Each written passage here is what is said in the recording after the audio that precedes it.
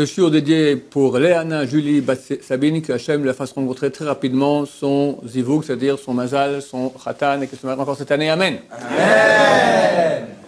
À l'époque du Gaon de Vilna à Vilna, deux juifs vont au tribunal rabbinique et accusent une des femmes de la communauté d'avoir trompé son mari. Ils amènent des preuves, ils étaient présents, ils ont vu comme ci, comme ça, voilà.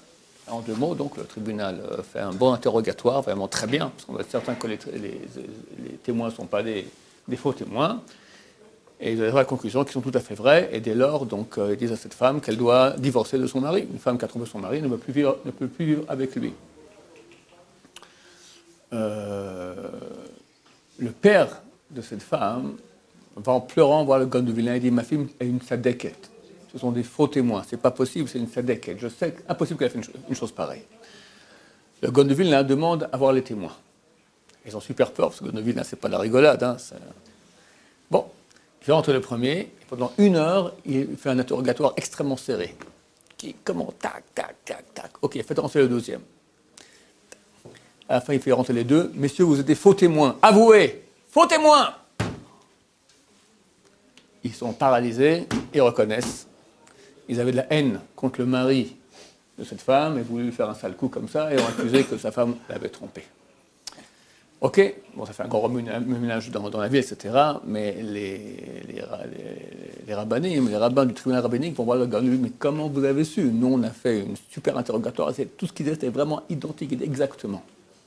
C'est marqué dans la Mishnah qu'on vérifie les deux témoins et si leur témoignage correspond, il y a une correspondance entre les deux, alors ça veut dire que ce sont des bons témoins. Il n'y a pas eu de contradiction, du moins surtout des choses essentielles. Correspond, ça veut dire que tu as deux choses qui sont différentes, mais il y a une correspondance. Ce n'est pas la même chose. J'ai interrogé les deux témoins complètement. Ils ont dit exactement le même témoignage, par cœur, chaque petit détail.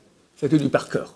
J'ai compris que c'était faux. C'est impossible parce que chacun, il a une vision. Même on voit la même chose, on a une vision des choses un peu différentes. Chacun, il y a une chose qui est plus importante, moins importante, un détail qu'il a un peu... C'était exactement la même chose. C'est impossible, donc c'était des faux témoins. Et tout le monde a vu la grande sagesse du Gaon de Vilna. De là, on apprend, messieurs, l'importance d'être des personnes de vérité. Je raconte une histoire qui m'est arrivée ce vendredi. Et j'étais choqué. Vous me direz pas de quoi être choqué, mais j'étais choqué. D'accord? Je rentre chez moi à la maison. Et sur la route, je vois devant moi une Renault. Vous savez que dans les voitures, aujourd'hui, ils mettent des petits slogans comme ça. Et je vois, la Renault, elle ne va jamais au garage. Genre, tu achètes une Renault, tu ne verras jamais le garage. Ah, ils sont gonflés. Mais il y a quelqu'un au monde qui va les croire. Mais c'est un mensonge. Elle ne va jamais au garage, mais c'est un mensonge. Regarde à quel point nous vivons dans un monde de mensonges. Les enfants, les adolescents, ils voient ça, ils voient comment on ment aux personnes dans le visage. Tu n'iras jamais au garage, je veux dire, mon œil, d'accord? Mais ils s'habituent aussi à être comme ça. Donc pour un oui, pour un non, ils vont commencer à mentir. Les grands d'Israël ne mentaient jamais. Le Rabben Sion, il a dit, de ma vie, je n'ai pas menti. Un des élèves lui a dit, mais Kvod Harav, vous exagérez. Quoi? Pas que j'ai pas, même quelque chose qui était de la poussière de mensonge n'est pas sorti de ma bouche. Une fois, on a voulu faire, il y avait un grand truc politique, tout ça, et le Rav, il a voulu faire une annonce, comme ça, dire, donner son avis. Alors, on l'a fait l'affiche, et il voit l'avis du Gaon, le génie, la génération, machin, il a déchiré. C'est un mensonge. Moi, je suis le génie de la génération. On ne peut pas construire sur un mensonge. Il a cité le Menorat HaMaor, c'est un grand livre de Moussard du Moyen-Âge, qui dit, même si on peut construire le temple de Jérusalem par un mensonge, on ne le fait pas. Parce que tu bases quelque chose sur le mensonge, c'est la base, elle est pourrie.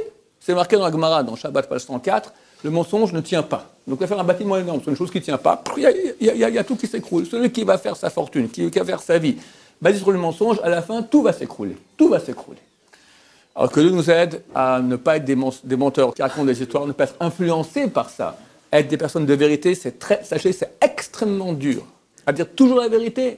En moyenne, on dit un mensonge par jour. Des grands, jamais de leur vie, mais un mensonge, pas un gros mensonge, mais c'est pas précis, comme ci, comme ça, machin, etc. D'accord? Que nous aide notre Hachem, et celui qui est émet dans sa bouche, alors Dieu écoute sa voix. Parce qu'il est émet, il est vrai. Émet signifie vrai, ça veut dire réel. Donc ta prière, elle a une réalité, donc elle a un impact. Baruch Adonai, l'olam, amen, amen.